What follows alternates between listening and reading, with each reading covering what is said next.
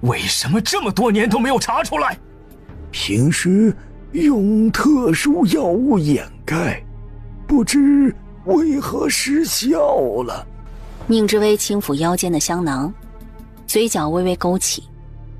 不是失效了，而是用了一味特殊熏香激发，跟之前的特殊药物对冲掉，体内的病美人药性就显露出来。普通人闻了完全不受影响。治好长公主，她若有个不好，小心你们的脑袋。是。皇上一想到前朝皇室余孽早就在暗中盯上了皇室，还将长公主祸害了，心中急迫又不安。他毫不怀疑宫中已经潜入前朝皇室余孽，这让他寝食难安，如鲠在喉。小林峰，清查宫中上下，务必挖出前朝皇室余孽，一网打尽，一个都不留。是。宁之威仿若无事人般盯着苏明锦，果然他的神色有瞬间的僵滞，但很快恢复正常。这一切全落入荣静眼里，若有所思。荣静，你的身体……臣已经好多了，您尽管吩咐。彻查长公主中毒一事。是。皇上，驸马爷求见。让他进来。苏浩之神色紧张地冲进来。月儿，月儿，父亲，母亲是中了前朝的秘药，皇帝舅舅已经下旨彻查此事，您还是先见过皇上吧。见过皇上，恕臣君前失仪。起来吧。皇上，我先去看看月儿。姑父真是情深义重的好男人，眼里只有姑母啊。眼里没皇上。好好的一句话，到了宁之威嘴里就不对劲儿了。宁之威，你闭嘴！皇上，请您为我做主。你又怎么了？之前我青罗别庄一事是苏明锦干的，您可不能包庇他，得给我一个公道。你说什么？这不是大公主干的吗？怎么跟苏明锦扯上关系？难道里面还有隐情？刺杀大理寺卿荣大人也是他干的。你胡说！我有证据，这是我清扫青罗别庄时发现的。请问，锦郡王从未来过别庄，令牌怎么会遗落在那里？苏明锦目瞪口呆，怎么会？看了又看，这确实是他的令牌。明锦，你怎么解释？苏明锦感受到了前所未有的压力，心跳如雷，额头渗出汗珠。怎么办？景儿，你上次不是说丢了一块令牌，找回来了？哪里找到的？青罗别庄。景宁县主，你和景儿的恩怨闹得世人皆知，我想歹人正是利用了这一点，才栽赃嫁祸给了景儿。景儿这孩子是我和长公主的独子，从小就娇惯得很，不知人间险恶。这给他好好上了一课，让他以后多留几个心眼儿。哎呀，这还要多谢景宁县主，请受我一拜。不得不说，苏浩之是个极厉害的，几句话连敲带打，将事情推得干干净净，还拉了一波好感。不敢不敢，驸马爷跟我想象的不一样。哪里不一样？世人都说你自命清高，恃才傲物，目中无人。我看着还是蛮谦虚的。不好了，曾嬷嬷服毒自尽了，还留下遗书控诉金陵县主咒死长公主。死了吗？没，救回来了。真正想死的人只会默默地死去，绝不会有挽回的可能。皇上，让我跟他对峙。这老货居然敢陷害我，毁我的名声，可恶至极。庆宁县主，人家刚救回来，正虚着呢，你怎么一点都不体恤老人家？体恤自家人是应该的，他算什么东西？宽恕仇家是圣人的事，而我就是普通人，谁害我我就弄死谁，一报还一报。把他拖进来。拖？苏明锦心里一紧，糟糕，宁之威成功地挑起了皇上的疑心。宁之威，是你，都是你害了长公主，你会报应的。我怎么害她？你逼我发誓，现在应验了，我对不起主子，以死谢罪。来，告诉皇上，刚才发生了什么？宁之威嘴角微勾，随手点了一名工人。当着这么多人的面儿，工人没法说谎，只能将刚才两人的冲突说了。皇上眉头紧皱，心中越发疑惑。就是说，曾嬷嬷撒谎了？曾嬷嬷，你放心，你真正的主公很快就会应势而亡，别急。真正的主公？什么意思？皇上，长公主身居深宫，前朝皇室余孽是怎么将黑手伸到她身上呢？只有一种可能，身边出了叛徒，或者从一开始就是细节，有计划的送到长公主身边。这位忽然要死却没死成的曾嬷嬷，为什么选在这个关键的时间点呢？皇上早就怀疑长公主身边的人，曾嬷嬷从小跟着长公主，最得信任，有什么事儿都是她代为出面，完全有这个条件下手。长公主身边有细节，那她身边呢？皇子公主身边呢？她不寒而栗，给她用刑，别让她死了。苏明锦深吸一口气，完了，他死定了。他下意识地看向父亲求助。皇上，臣有一事相求。皇上，我能单独跟您说几句话吗？宁之威神色凝重，让皇上莫名地想起敲响登闻鼓的那天，姿势体大。都退出去，小林峰、荣静，你们两个留下。苏浩之的话全卡在喉咙，不上不下，憋得难受。更让他担心的是，皇上对他们父子有了猜忌之意。他苦心经营几十年，却因为宁之威的横空出世，一切都乱套了。皇上，您看这令牌，有什么问题？这4个角的图案合起来，怎么看着像帝王花呢？帝王花？前朝国花？我没见过呀。姜常灭亡时一把火烧了帝王花，从此就绝迹了。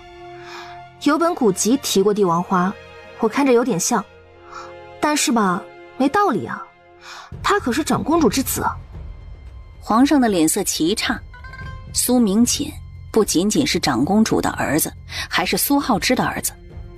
但长公主被下药了，作为最亲近的枕边人，苏浩之真的清白吗？萧林峰的心掀起狂风骇浪，折腾了半天，这才是宁之威的最终目的吧？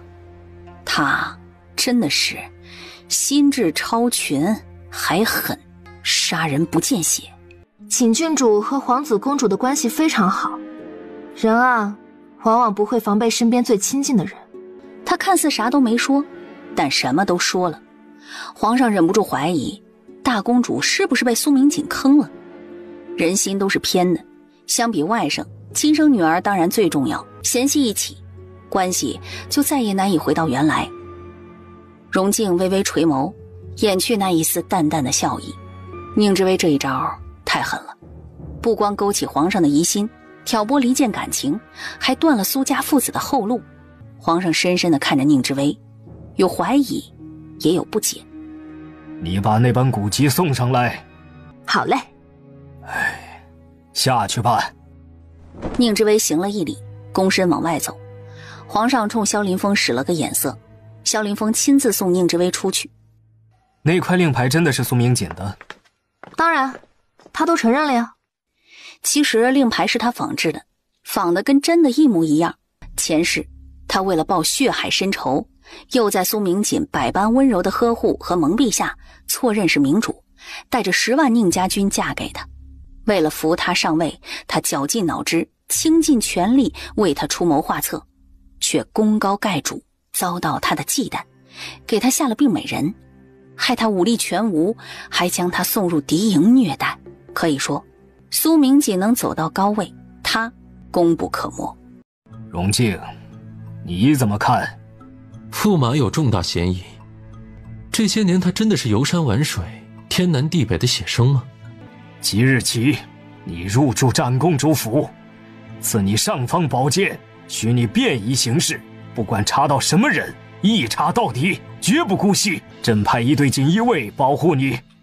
是。就这样，其他人都走了，就留下一支锦衣卫和荣静。苏明锦听着属下一次次的报道审讯进展，谁被拎进去了，谁又出来了，谁又出不来了，他的心如悬在空中，七上八下的。父亲，现在怎么办？父亲，你办事太不利落了，居然落下这么大的把柄。我是办事不力，但我怀疑我们内部还有漏网之鱼。多清洗几遍，确保万无一失。是。曾嬷嬷那边怎么办？这不用你操心，我自会处理。你多陪着你母亲，多表现小心。是。他们都很清楚，皇上看重他们是爱屋及乌，长公主好，他们才能好。宁之薇一来，你母亲身上的秘药就藏不住了，我怎么觉得是她做的手脚？怎么可能？您说过，病美人的秘方只有宗主世代口口相传，这世上只有你我两人知晓，我从未对任何人透露过口风。我有种莫名的预感，他会是我们的一生之敌，得想办法除掉他。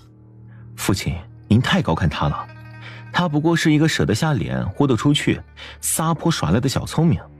他的语气太过急迫，让苏浩之心里一咯噔。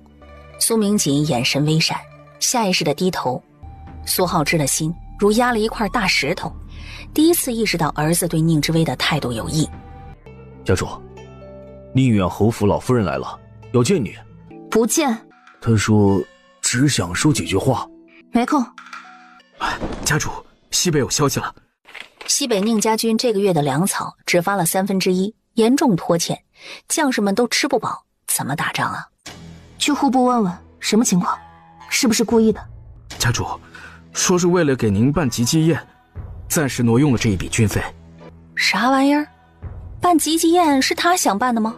是宫中非要办，克扣军费，将所有锅往他头上扣，离间他和宁家军的关系，还要毁他的名声，削弱他的影响力，可谓是一件数得。带上人马，我们去户部讨债。知薇，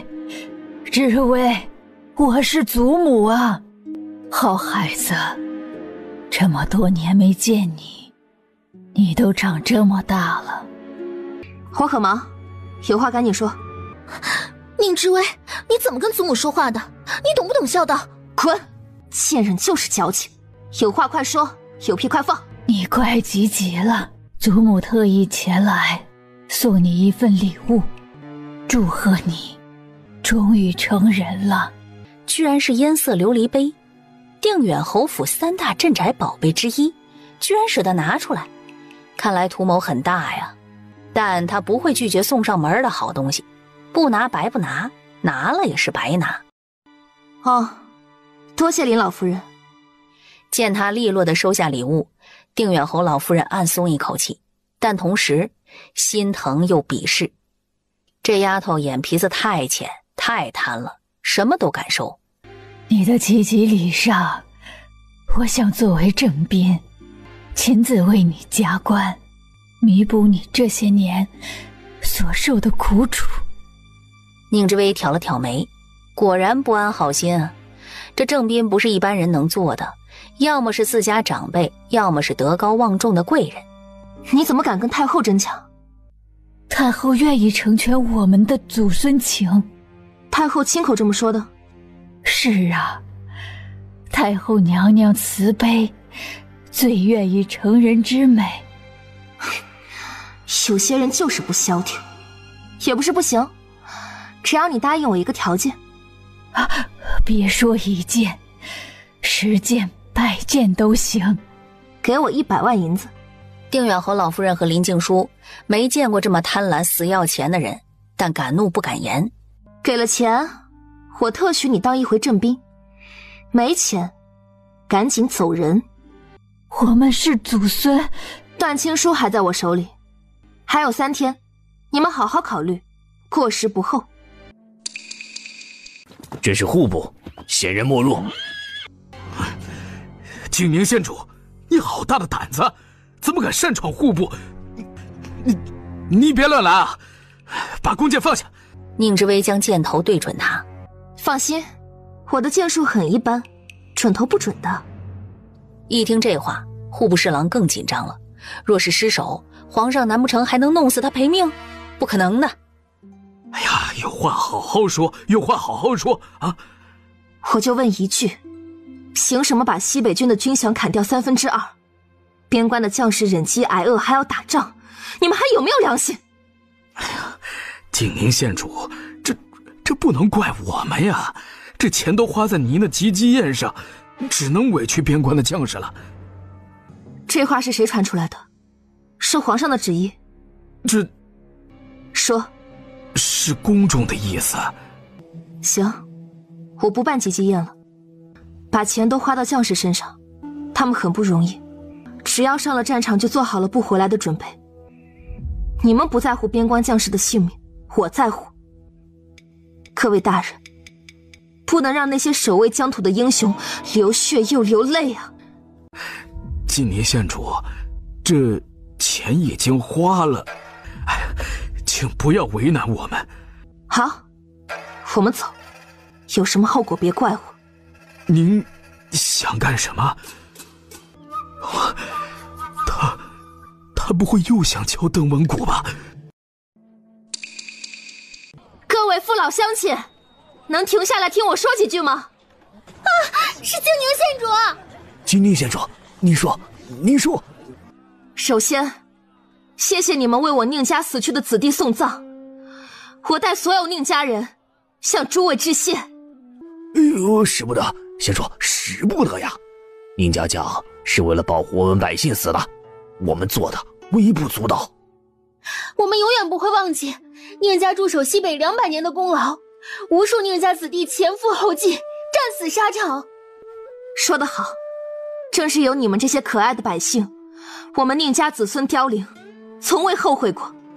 在此，我跟大家说一件事，朝廷打着为我办吉吉宴的名义，削减西北边关将士的军费，整整少了2/3。吉吉公宴是皇上的恩典，我感恩在心。但如果用的是边关将士的军费，我宁愿不办。我前2天就听说这事儿，还在为边关将士叫屈，没想到县主之前不知情。县主大爷，我就说嘛，宁家人怎么可能只顾自己享乐，不顾将士死活呢？皇上有旨意，不能让景宁县主招揽人心。萧大人，该行动啦！走。不好了，锦衣卫来抓人了！景宁县主，你这动静闹得有点大，赶紧下来吧，我请你喝茶。宁之威这会儿破了谣言，任务已经完成一半，他忍不住感慨皇上的疑心病越发重了。诸位，上面的意思我不敢违背，但实在不忍心边关将士饿肚子，我打算自己掏钱买100万担粮食送到西北。诸位若有粮食的门路，请跟我联系，我在芙蓉园恭候大家。多谢大家的爱护，宁之威铭记在心。萧指挥使，请。一回到宫中，萧林峰就向皇上复命。起来吧，你跟宁之威聊了什么？我劝他别惹事，他说是事情主动惹上他，他是无辜的。他都把户部牌匾都砸了，在闹市区招揽迷信，桩桩件件都是大罪。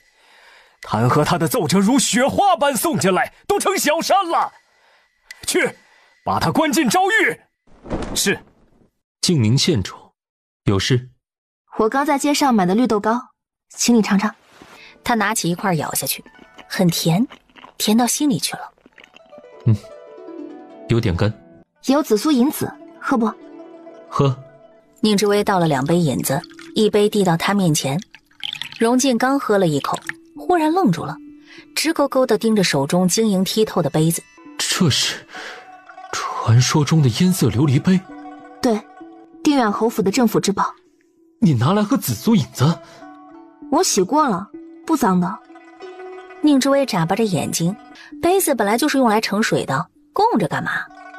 这杯子送你了，记得天天用它喝水。这么珍贵的东西，送我？为什么？这杯子有个秘密，你可以研究一下。萧大人，这边请。静宁县主和荣敬荣大人都在这里。荣敬立马将杯子藏进抽屉。宁之威嘴角轻扬：“萧大人，有何贵干？”静宁县主，奉皇上之命，请静宁县主去昭狱待着。皇上坐在高高的龙椅上，没精打采地听着下面的官员互对，来来去去就是那么一点鸡毛蒜皮的事儿。什么哪儿又要花钱啊，赶紧给点吧，哪家的纨绔子弟又闯祸了，怎么处理，宗室又闹出人命，该管管了。户部尚书忽然出列：皇上，静宁县主的吉祭宴还办吗？只剩下2天了，办不办倒是给个准话啊。他们户部负责操持宴会，气氛一静，大家不约而同地看过去。静宁县主已经下诏狱，还办什么吉祭宴呢？这不是废话吗？不过这不办了，也该有一个说得过去的理由，糊弄一下百姓啊。皇上这才想起宁之威，他何时写完万字认错书，何时就办。去问问静宁县主写好了吗？小太监领命而去。过了良久，神色古怪的回来：静宁县主还躲在被窝睡大觉，怎么也不肯起床，还说……皇上神色一僵，他还以为宁之威熬夜写通宵，睡什么睡呀？他都凌晨起来上早朝。首辅大人淡淡的问：说什么？绝不向各位大人学习，睡得比狗晚，起得比鸡早，干得比驴多，吃的比猪少，还不如坐牢呢。文武百官表示被内涵到了，一名御史羡慕嫉妒恨。皇上，哪个犯人敢这么猖狂？应该把他吊起来狠狠打一顿，教教他怎么做人。臣附议，您别太惯着静宁县主，该骂得骂，该打就打，一顿不行就2顿，总能打到服服帖帖。一名太监急急送上一份奏折：皇上，迎面小将军10万火急的奏折。进入寒冬腊月，两国休战，休养生息，这也是朝廷敢克扣军饷的原因之一。皇上接过奏折看过来，顿时勃然大怒：狗东西，好大的胆子！皇上，出了什么事了？皇上将奏折扔过去，赐府捡起来，一目十行地看起来，脸色渐渐铁青。他斩杀了朝廷派过去的监军。什么？他怎么敢？皇上，他为什么要这么做？赐府的表情复杂难言。监军骂了静宁县主几句，这也太嚣张了。皇上，臣请求罢免他的官职，另派良将过去接管西北军。这话一出，大家都沉默了。不是没做过努力，但没用。宁家军已经隐隐有脱离的迹象，唯一牵扯他们的线是宁之威。西北军要是那么好接手，今日就不会这样了。宁之威在诏狱的小日子很不错，除了皇上外，不许任何人探监，他乐得轻松。2天时间眨眼就过去了。到了宁之威吉祭日，他一大早就起来了。静宁县主，皇上召你进宫。我不去，我要将牢房坐穿。宁老夫人带着女眷在宫外等候旨意。狗东西，这寒冬腊月的，居然折腾一个老人家。当他看到站在寒风中瑟瑟发抖，脸上挂着冰霜的宁家女眷，杀意越发旺盛。怎么不在马车里等？皇上有令，让宁家女眷在宫门口候旨。走，我们回府。静宁县主，你敢抗旨？别难过，我扛得住。宁家人是打不倒的。宁之威怎么可能不难过？轻轻一声叹息，怅然不已。是他们逼他的。之前只想跟在乱臣贼子后面捡漏，现在嘛，计划有变。那侍卫不知何时拦在路前，你想干嘛？抗旨就得死！杀人了！杀人了！一声惊恐的尖叫拉开了宁之威急急宴的序幕，也开始了他波澜壮阔的帝王之路。不好了，金陵县主杀人了！全场一片哗然，皇上懵逼了。金陵县主闯宫门了！闯宫门，罪同谋反，他想干什么？皇上，有个侍卫拿剑冲我砍过来，说是您的吩咐。皇妃，我这么爱戴你，信任你，你居然这么对我！不是朕。宁之威愣住了，随后抿了抿嘴。您说不是，那我就相信。他居然轻易相信了。皇上不知该说他单纯呢，还是该说他愚蠢。皇上，您为什么让我家老夫人罚站在雪地里？什么？罚站？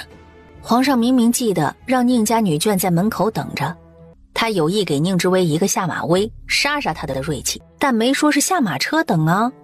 他再怎么不喜欢宁家人，也不会让70、80岁的老人家顶着寒风罚站，那会显得他刻薄寡恩。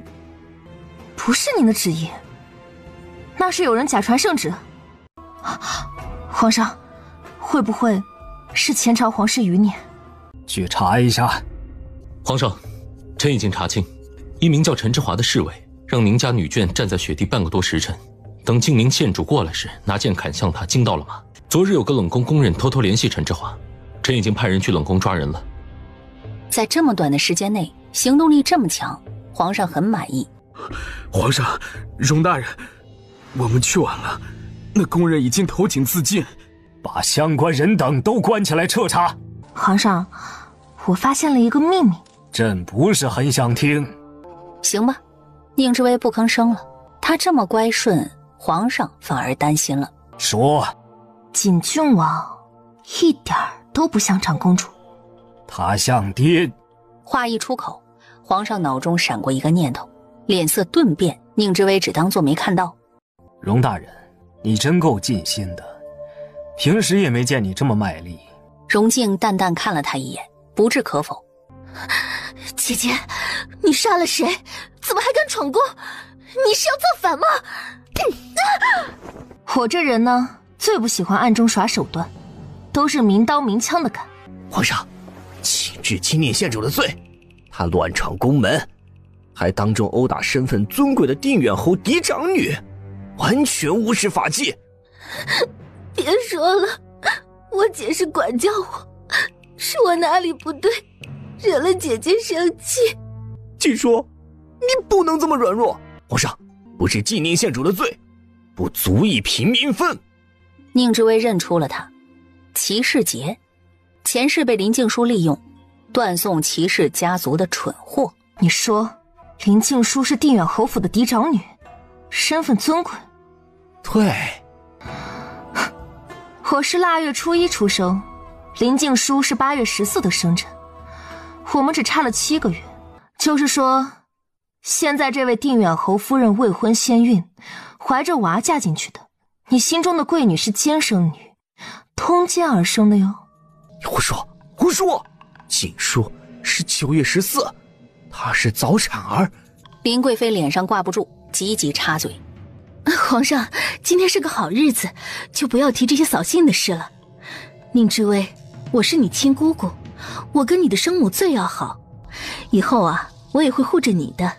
前世宁之威对他的话深信不疑，偏偏这个女人狠狠捅了他一刀。皇上，臣女怀疑林静书对外瞒报生辰，有着不可告人的秘密，要么是监生女，要么是有心之人安排的杂种。宁之威，本宫在跟你说话呢。宁家人只听皇上的话，其他一概不理。这话精准地戳中皇上的痒痒肉。不错，宁家人只需要听君王的号令。小林峰，你不是刚查过林静书吗？给大家说说她的生辰。林静书8月14。林静书瘫软在地，完了，全完了。行了，仪式开始吧。一听这话，被刺激得瑟瑟发抖的定远侯老夫人精神大振。皇上，臣服想亲自为静宁县主插差。静宁，祖母带来了祖传的玉钗，寓意五福临门，吉祥如意。灯光下，玉钗闪烁着诡异的冷芒，隐隐有一种不祥。定远侯老夫人以一种不属于老年人的敏捷走到宁之威面前，将那只泛起冷光的玉钗插过去。就要碰到宁之威的那一刻，宁之威劈手一把抢过来，玉钗没抓牢，甩了出去。玉钗摔断了，一缕黑水冒出来。荣静脸色大变，不好，有毒！锦衣卫一拥而上，将定远侯老夫人制住了。传院正，查查这是什么毒。院正匆匆而来，是凝烟翠，宫廷秘药。皇上，请看在臣妾的面子上，饶了我母亲吧。她年老糊涂，没有几天可活，自请进入佛堂，整天烧香拜佛赎罪。皇上，定远侯老夫人在皇宫用毒害人，若不严惩，其他人见样学样，后果不堪设想。皇上，此风万万不可长。定远侯老夫人心肠歹毒，革去定远侯老夫人诰命，贬为庶民。定远侯夫人行事不检点，贬为庶民。定远侯管家不严，削爵，降为2品车骑将军。定远侯府诸人眼前一黑，差点晕过去，没了爵位就被踢出勋贵圈子，注定要没落。多谢各位参加我的集集礼，为了答谢，诚请各位明晚来芙蓉园参加感恩游园灯会。静宁，你终于可以嫁人了，你对自己的婚事有什么想法？荣静猛地抬头，萧林峰不动声色地瞥了他一眼，又看向宁之威。宁之威早就料到皇上会拿他的婚事做文章，毕竟他对他身后的10万宁家军忌惮不已。臣想求一个恩典，允我婚姻。自主。话还未说完，太子就出列了。父皇，儿臣求娶金宁县主。啥？太子看中了这野丫头？林静书捂着快炸开的胸口，眼冒凶光。宁之威要当太子妃了？不可以！大皇子忽然也站了出来。父皇，儿臣求娶静宁县主，请恩准。四皇子也出来了。父皇，儿臣求娶静宁县主，请恩准。一窝子狗东西，争权夺利，将主意打到了我的头上，想得真美。宁之威撇了撇嘴，皇上，因为我母亲悲惨的遭遇，此生绝不与人共夫。若为此事，就让男人死全家，断子绝孙。荣静猛地低头，掩去眼中的笑意。他真是个天才。时下大家都迷信，没事儿就去烧香拜佛，稍微不对劲儿就疑神疑鬼。有些事情宁可信其有，不可信其无。皇室中人身份尊贵，越是尊贵的人，越在乎自己的性命。你发誓，为什么是男人应试？怎么不用自己发誓啊？这是正常人吗？哦，男子汉大丈夫，就应该多承担点。这很难评啊，却让人无法反驳。不得不说，他一句话就轻轻松松化解了难题，让皇室中人一生一世一双人，疯了吗？罢了，这事暂且搁置，等来年开春再说。恭贺方辰，愿你所求皆所愿，所行化坦途，余生平安喜乐。多谢。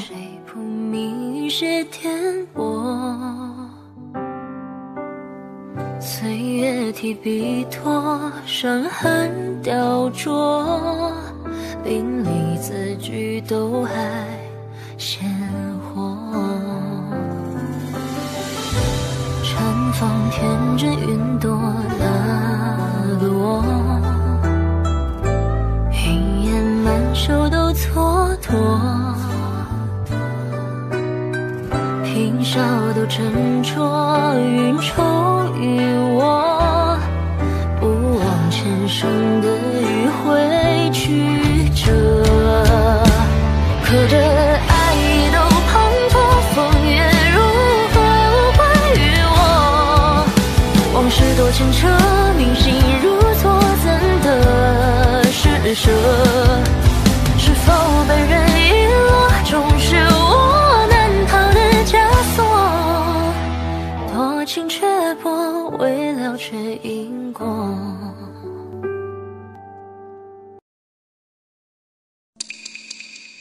今年县主，锦郡王来了。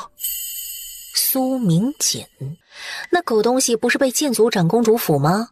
昨晚都没有出席宫宴，今晚却跑来了，肯定有所图。皇上怎么放他出来了？我没给他发请柬吧？他拿了长公主的那张请柬，容大人陪着他一起来的。敬宁县主，敬宁县主，我不请自来，还请见谅。家母病中格外思念芙蓉园，所以我请旨来到芙蓉园，将园中的美景画下来，以慰家母之心。一晚上能画好吗？那自然是不行的，最快起码要10日。荣大人，这是皇上的意思。是，皇上口谕，让景郡王暂住10日，画出一幅芙蓉美景，以解长公主思念之苦。我会全程陪同。说是陪同，其实是监视吧。皇上疑心未消，也想看看苏明锦到底想干什么。来人，将枕霞阁收拾出来，让景郡王和荣大人住进去。答谢游园会办得很成功，截至到第3天，收入已经将近200万两。宁文音和周红叶都惊呆了，没想到这么挣钱。不得不说，林静书是做生意的奇才。那个江南首富白家、皇商李家、盐商郑家听到风声，闻讯赶来打听情况，问他们能不能预定，他们愿意出高价。这些人家才是最有钱的，穷奢极欲，花钱如流水。可以，但最好是用物资代替银子，但要做得特别小心，不要引起别人的怀疑。明白。这物资都送往西北吗？一部分送西北，一部分送往青罗别庄。我在青罗山下挖了一条地道，一部分送到离县。我在那里有一个农庄，狡兔3窟。我们不能将东西都放在一个地方。周红叶又一次被震撼到了，他步步为营，暗中筹谋了那么多。家主，苏明锦在园中失踪了。3人齐齐变了脸色，最起码有10人在暗中盯着苏明锦，怎么还会失踪呢？最后在哪里？月牙湖畔。湖下就是宝库。宁之威刚想带人去找，就听下人传禀，长公主和驸马上门拜访。早不来晚不来，偏偏在这个时候来，没有猫腻，谁信呢？花厅，景儿呢？怎么还不过来？他遭了皇上的怀疑，情况不大好。慈济司的职务丢了，也不能出京城，困在长公主府照顾妻子。他们父子俩在皇上的严密监控中，一言一行都会上报。若是找到证据，他们就完了。景郡王晨昏颠倒，晚上画画，据说更有灵感。这会儿估计在睡觉，我们不好打扰。这孩子就是不会照顾自己，听说他身子不舒服，我们特意过来看看。静宁县主，方便我们去看一眼景儿吗？当然，我陪2位过去。见他如此坦然，苏浩之眼中闪过一丝迷惑，难道锦儿没按计划行事？枕霞阁，什么？人不在屋子里，那去哪儿了？景郡王睡到4时，早膳用了1笼鲜肉包子，1碗生肉丝面，4碟小菜。5时一刻出去逛园子消食了。荣大人呢？也一起去了。宁之威有些担心荣静的安危，去园中找找，说见到景郡王，请他快点回来。是。殿下，不好了，萧主子失踪了。景宁县主，你对景儿做了什么？这话怎么说的？我倒是想问问你，明明我们2家的关系很差，景郡王为什么不请自来？打着皇命非要在芙蓉园住下？住就住呗，他整天乱跑，还挖空心思往内院跑。长公主殿下，内院住的都是女眷，景郡王到底想干什么？如今好端端的失踪了，怎么还一套又一套的，像是连环计？苏浩之眼神闪烁，他比他想象中还要难缠啊。景宁县主，你这是推卸责任。景儿是我和长公主的独子，她若有个3长2短，谁都别想活。驸马，这是你的计划吧？接下去是什么？你胡说什么？我知道，你处处针对我们父子，看我们不顺眼。但不管如何，还请看在长公主的份上，饶了静儿一命。静宁县主，现在不是争辩的时候，先把锦儿找出来。到时，如果是他的错，我让他向你磕头道歉。我要亲自带人搜源。搜源？是暗中做手脚给他扣罪名，夺回芙蓉园吧？我若不让呢？那就鱼死网破，同归于尽。双方对峙，气氛紧张到了极点。就在此时，下人禀道：锦衣卫指挥使萧大人来了。萧凌风，他怎么来了？糟糕，这尊大佛来了，计划还怎么展开？你叫来的？对啊，发生这样的事情，当然第一时间上报锦衣卫。锦郡王在园中失踪，请安排搜源吧。但苏浩之心急如焚，懊恼不已。万一搜到秘密宝库怎么办？虽然芙蓉园已经易主，但按时间推断，肯定会怀疑到他的头上。到时他们父子的性命就难保了。哦，发现一个密洞。难道发现入口了？众人赶到密洞前，萧凌风带着人守着，并没有进去。不是入口，那就好。宁之威瞥了他一眼，狗东西也知道害怕。这是冰窖，去看看人是不是躲在里面。锦衣卫进去搜了一圈，出来直摇头。没有。听说失踪前一直在月牙湖畔转悠，湖畔搜过了吗？湖畔四周都搜了一圈，没人。有可能失足掉湖里了，准备捞人吧。哼，景儿会水，而且水性极好。庄子说过，善骑者坠于马，善泳者溺于水。苏浩之脸色发黑，好好的一个人，偏长着这么一张坏嘴。景宁县主，你闭嘴吧！我知道景郡王在哪里。所有人看过去，吓了一大跳。荣静浑身湿漉漉的，宁之威的脸色一变，他到底怎么回事？荣大人，我儿在哪里？他先把荣大人带去湖畔暖阁梳洗，换身干衣服，动作快。侍卫一把背起荣静，飞快地跑走了。先别走，我儿在哪里？哼，汝儿有事，谁都别想逃脱罪责。要死也不急在这一时。荣静大人若在我芙蓉园有个闪失，我可担不起这个责任。说白了，荣静的分量比苏明锦重多了。苏明锦死就死了，世间少了一个祸害。萧凌风抬头望天，他什么都没听见。湖畔暖阁，因为有火墙，所以室内温暖如春。长公主和苏浩之围着荣静问东问西，紧张之情溢于言表。荣静一脸的无奈，都插不上嘴。萧凌风见状，淡淡的道：两位先喝口茶，我来问吧。刚才我和景郡王在花园消食，不知怎么的，他走到湖畔就走不动了，满头大汗，说想吐。当时随从们都不在，就请我帮忙叫大夫，我多留了个心眼。他顿了顿，似乎陷入了回忆中。我没去找大夫，而是躲在暗处观察他。他神色恍惚，嘴里嘀嘀咕咕的，说什么前朝皇室余孽找过来了，他要完了。苏浩之脸色大变。不可能，荣大人，你离得很远，怎么可能听到他说话？我会唇语。然后呢？他就跳进湖里。宁之威的脑子转得飞快，自杀？不可能啊，人家素有大志。跳湖？极有可能湖里藏着什么秘密吧？自杀？天啊，什么事情这么想不开？他可是皇上的亲外甥，只要不造反，做什么都行。难道他就是前朝皇室余孽？放屁！我和长公主的儿子怎么可能是前朝皇室余孽？慌什么？查案子就是大胆假设，小心求证的过程。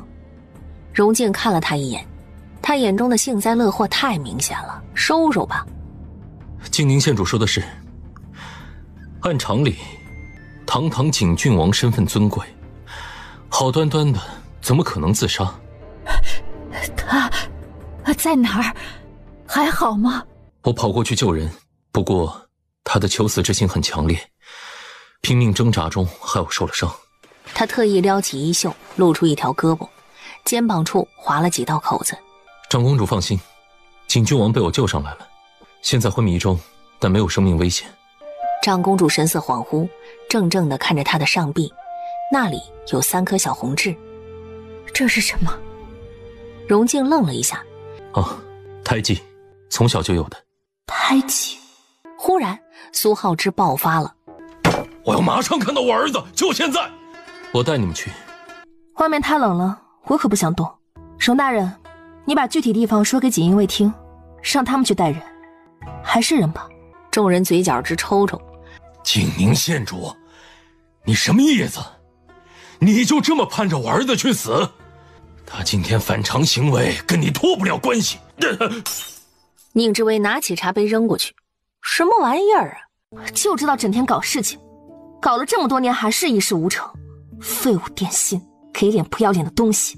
他巴拉巴拉指着苏浩之破口大骂，把苏家18代祖宗都骂了3遍，把苏浩之父子更是拉出来鞭尸，反反复复的抽，什么狼心狗肺、忘恩负义、薄情寡义、畜生不如，最无能的赘婿就知道靠老婆吃软饭、小白脸等等，怎么难听怎么骂，哪里痛就往哪里戳。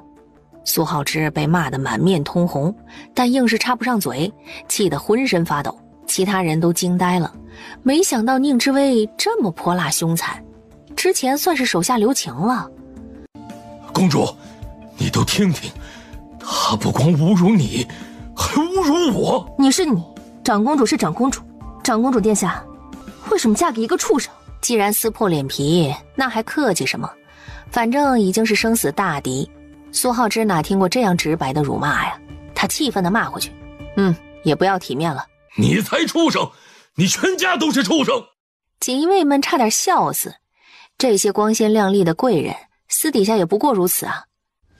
滚滚滚！这是我的地盘，不欢迎你这种人渣狗屎烂货！他一撒泼，谁都拿他没办法，打又不能打，骂又骂不过。苏浩之万万没想到宁之威还有这么一面。你野蛮人，有辱斯文！你也配谈斯文？你以为穿着一件文士衫就能装体面人了？你有什么惊天动地的功绩？你有什么了不得的知识才华？你又做过多少有益于黎民百姓的好事？但凡他心怀百姓，心怀天下，心存一丝善念，他也不至于这么生气。可他们父子干了什么？为了一己之私，害死了无数将士，祸害苍生，视百姓如刍狗，勾结外敌，害得这一片土地惨遭战火蹂躏。你没有，什么都没有。外面传来喧哗声。主子，发现小主子的踪迹，小主子情况不大好。苏浩之二话不说飞奔出去，萧林峰带着锦衣卫跟上。暖阁里只有宁之威、荣静、长公主3人。长公主神色复杂地看着荣静，看了一眼又一眼，越看越心惊，那股熟悉感越发强烈，还有那3颗红痣。荣大人，能跟我说说你的身世吗？荣静眉心一跳，深深地看了他一眼。回长公主的话，我出身贫寒，祖祖辈辈都是种地的，我是遗腹子，是寡母靠卖豆腐将我养大。我从小天资聪颖，趴在墙边偷听隔壁私塾老师教学，老师发现后爱才心切，将我收在门下，一路资助我上学，才有了今日。他说的极为简洁，都是可查的东西。长公主蹙了蹙眉，是他误会了吗？她当年难产，熬了3天3夜，好不容易才生下孩子，只来得及看孩子一眼，模糊记得孩子手臂上有红痣。她产后大出血，好不容易救回来，调养了很久很久。等她能坐起来时，已经是半年后了。再一次见到孩子，手臂上什么都没有。不管乳母、丫鬟、太医还是驸马，所有人都异口同声地说孩子身上没有红痣，是他病糊涂看错了。当年他信了，可当他看到荣静胳膊上的红痣，这一段尘封的往事又浮现在脑海，让他坐立不安，疑虑重重。我能见见你的母亲吗？是真是假，一探究竟就知道了。在我12岁时，家母因病去世了。抱歉。长公主，你怎么忽然对荣大人的身世这么关心？我总觉得荣大人很亲切。可能你们上辈子是亲人吧。还别说，长公主和荣大人有点像。哪里像？笑起来很像，不过两位平时不怎么笑，所以别人看不出来。荣静和长公主面面相觑，像吗？公主，公主，景儿出事了！是驸马焦急的声音。长公主猛地起身冲出去，入眼的一幕让她眼前一黑。苏明锦昏迷不醒，一群人围着苏明锦忙前忙后，忙疯了。宁之薇看了2眼，拉着荣静退到旁边的小花厅。侍女送上太医开的发汗药，荣静取过来一饮而尽，苦，太苦了。一碟蜜饯送到她面前，她愣住了。发什么呆啊？吃啊！荣静取了一颗蜜饯塞进嘴里，甜蜜的滋味在嘴里化开，冲淡了苦涩。县主不进去看看吗？关我什么事儿啊？我得先向皇上告状，在我地盘搞事情真是活腻味了。荣大人，到时你要为我作证啊。好。荣静，你害死我儿，你去死吧！宁之薇脚下不知绊到了什么，摔倒在地。苏浩之眼中闪过一丝凶光，长剑向他砍去。都去死吧！小心！荣静扑过来，将宁之薇紧紧护在身下，一剑窜2个，都给锦儿陪葬吧！一只匕首射进来，是萧林峰。驸马，你刺杀朝廷命官，该当何罪？宁之薇翻身而起，捡起长剑，猛地刺向苏浩之。狗东西，居然拿剑砍他！萧林峰的反应极快，一把拉住他。县主，剑下留情，他是驸马爷，是生是死，得由圣上决定。驸马爷，晋郡王又活过来了。啥玩意儿？一会儿死了，一会儿又活了。宁之薇跟过去一问，才知道刚才苏明锦真的没有了气息，但太医一番急救过后又好了。果然祸害活千年。荣静抿了抿嘴，死也不能在这里死。你醒了，晋郡王醒了呀！冷，好冷啊！这是哪里？阎王殿吗？他死了？他死后还能再见到那个女人吗？他那么决绝刚烈，死生不复相见。景儿，你总算醒了，感觉如何？父亲，您怎么还活着？你怎么了？烧糊涂了？苏明锦浑身难受，身体一会儿冷一会儿热，脑子疼得像是要炸开了，分不清梦境还是现实。他迷茫的目光飞快地在众人脸上掠过，忽然他看到了一个熟悉的身影，怔怔的，痴痴的。夫人。宁之薇的心一跳，苏明锦眼眶红红的，别提有多可怜了。夫人，你别不理我，我知道我错了。如一道惊雷砸在宁之薇的头顶，心神大乱。这语气，这神情，不对劲儿，变得不轻啊，晦气。扔下这句话，他扭头就走。糟糕，麻烦大了，计划有变，很多东西都得调整。他知道的太多太多了。苏明锦想叫住他，但喉咙像塞了冰块，脑袋越来越晕，最后彻底晕了过去。皇宫。什么？苏明锦跳湖遇陷害静宁县主，荣静将人救起来，反被苏浩之恩将仇报，持剑分砍2人。离谱，太离谱了。他忍不住看了又看，是萧林峰的亲笔啊。他又拿起荣静的折子，好的，是这么一回事儿。他又拿起宁之薇的折子，他跟前面2位简洁的画风不一样，絮絮叨叨，夹带着个人感情色彩，连他怎么骂苏浩之都写上了。皇上看了又看，眉头紧皱。苏浩之肯定有问题，虽然明里暗里都查不到什么，但正是如此，才让他更加怀疑，更加心惊，也不敢擅自动手。将苏浩之父子暂时拘在芙蓉园，哪儿都不能去。芙蓉园，东西还没有运完吗？金子还有一半，武器还有2/3，时间来不及。现在人多眼杂，更不好操作了。如果我没有猜错，芙蓉园应该有暗道，你想办法盘查一下。什么？暗道？您确定吗？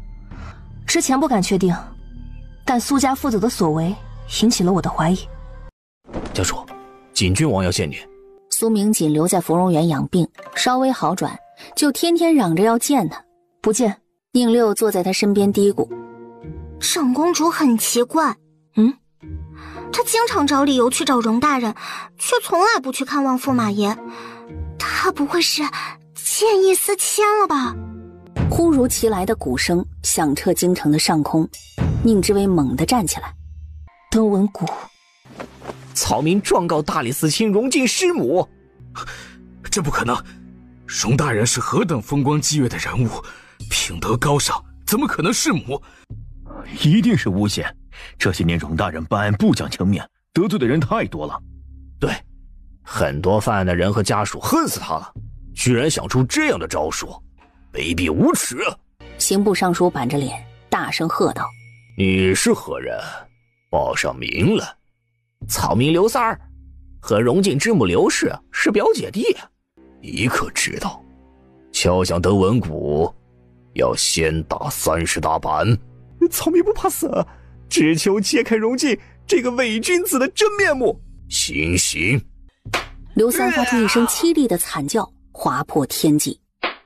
一声又一声惨叫声中，百姓们渐渐沉默了，也开始动摇了。谁愿意豁出性命，拼着一死告御状？难道是真的？不远处的马车上，这人你认识吗？坐在对面的荣静微微摇头，眉头紧皱。看来你得罪的人挺多的。你相信我？当然，我有眼睛。我看到的是一个面冷心热、有情怀、有坚守、有大义的大理寺卿。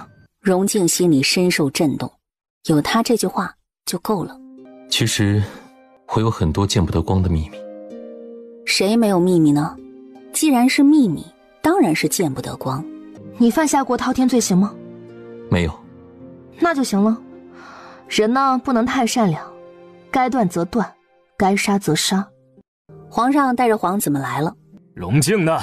还没来。荣大人住在城外的芙蓉园，按理说也应该快到了吧。荣大人来了。见过皇上。你可有什么话说？皇上，我想先问刘三几个问题。准。你和我娘是表姐弟？对，你娘很关照我，要不是她经常救济我，我早就死了。我娘是妓女？对，你娘10岁就被卖进青楼，13岁接客，到了20岁才被赎身出去。谁知没几个月你爹就死了，你娘孤苦伶仃，靠着起早摸黑卖豆腐，一文一文的养大你。我9岁时生了一场大病，那次你是不是来了，还给我请了大夫？对，是我到处借钱给你找了大夫，否则你的小命不保。可是我9岁没有生大病啊！我7岁时倒是生了一场大病。我记错了对，是7岁。你确定？确定。其实不是7岁，是我5岁时生了一场大病，这个可以查的，济仁堂的大夫们都能作证。刘三脸都绿了，真真假假，到底哪句话是真的？他这脑子居然想跟6元及第的天才玩心眼儿，做什么春秋大梦啊？我有证据。刑部尚书打开一看，表情非常微妙。皇上，这是荣氏宗族的供词，供实荣晋之母是青楼女子，进荣家大门时荣晋已经满月了，3个月后荣晋之父就死了，所以荣氏有理由怀疑荣晋不是荣家子。荣家将他们母子赶出荣家，荣晋之母勾搭上了一个卖豆腐的，是有妻室的，两人暗中勾搭10几年，一直供养着荣晋读书，直到12岁，荣晋之母刘氏死于人为的火灾，死在火灾中的还有一对卖豆腐的夫妻。这什么情况呀？怎么越来越复杂了？应该是情杀吧？不是，是有计划的谋杀。荣哥哥，你还记得我吗？我是程满仓之女程玉儿，你的未婚妻啊！好家伙，太刺激了！荣哥哥，当年你娘和我爹定下了这门亲事，我是满心欢喜的等着嫁给你的那一天。为此，我还不惜求我娘放下一切恩怨，接纳你们母子。可你杀了我全家，杀了你娘，一把火毁尸灭迹，还把我卖给了青楼。这是婚书，请各位大人查看。好好笑啊，都杀人放火毁尸灭迹了，怎么不斩草除根永绝后患？更有趣的是，烧掉了所有证据，却留下了最重要的证据——婚书。荣大人，你的脑子不行啊，还什么6元及第，吹出来的吧？庆宁县主，这事跟你没关系，别插手。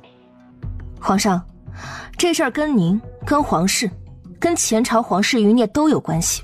荣静是您的至亲。啥？有瓜？难道是流落在外的皇子？皇子们惊疑不定。不是吧？荣静可不是一般人，皇位竞争更激烈了。父皇，他这是转移众人关注的重点，帮忙荣静脱罪，居心叵测。四皇子，你真有意思，人家还没有定罪呢，你就直接给扣实了。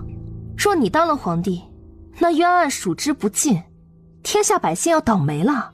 他一张嘴就咬人，直中四皇子的要害。夺嫡争的是什么？是君王的心，天下臣民的心。他轻轻巧巧的一句话，就将民心这条路断了。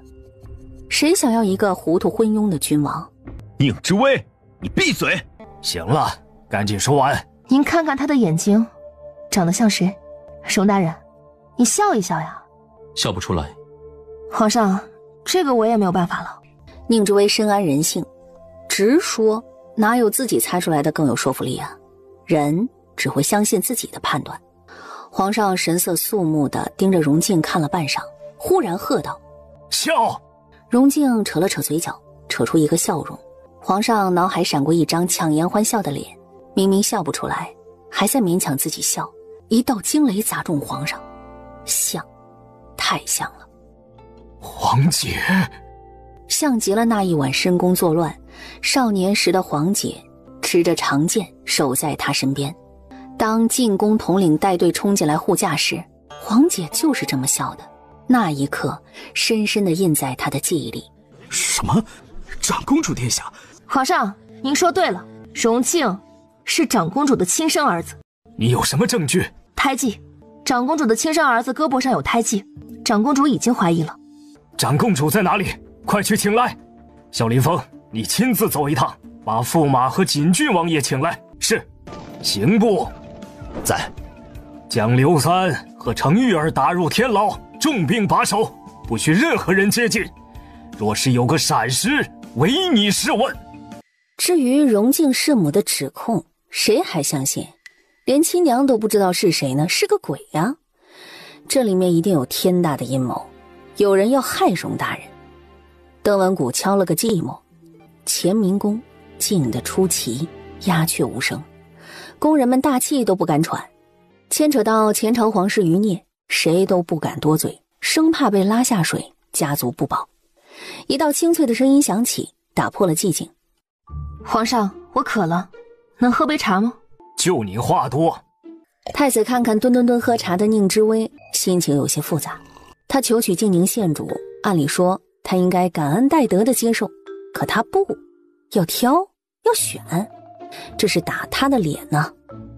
静宁县主，你跟荣大人的关系真好啊，这种事情都知道。他们就住在芙蓉园，事发时我就在现场看得一清二楚。什么事发？是这样的。宁之威说起当晚的事情，锦郡王跳湖，荣静去救，长公主怎么看到荣静的胎记，怎么问话，怎么暗自神伤，怎么反常，都说了。皇上心情说不出的复杂。你是说，王姐不关心生病的锦郡王和圈禁的驸马，只关心荣大人？对，我这聪明的小脑袋一想啊，除了至亲骨肉，没有第二个解释了。荣静，你怎么说？无话可说。他能说什么？难受、挣扎、痛苦、怀疑，还不能让人看出来。他可是孤臣，不能有弱点的。你就这么了解他？我脑补的呀，真的假的谁知道呀？我愿意这么想，谁都管不着。好家伙，这答案真绝。该说他什么呢？够任性，真性情。太子觉得自己是个傻子，居然跟他计较这种事情。荣静深深地看了他一眼，看似任性直爽，其实没有一句废话，全在挖坑，等着人跳进来。启禀皇上，长公主到了，驸马爷和景郡王到了。啊，皇姐，您的气色怎么这么差呀？快坐下来休息。太医，快传太医。我没事。你宣召我们进宫，不知有何事？景宁县主，你来说。有人敲响登闻鼓，状告荣静荣大人弑母，杀人放火，抛弃未婚妻。不可能，荣大人不是那样的人。有人传言荣大人是您的亲生骨肉，当年您生产时趁你虚弱，故意换走了。荒唐可笑！当时我全程守在产房，谁能做手脚？驸马爷，或者我应该称呼你姜皇帝陛下。这话一出，全场气氛瞬间僵滞，呼吸都停顿了。荒谬之极！宁只为你危言耸听，制造混乱，这是想让齐朝乱起来，故意报毁家之仇，是吧？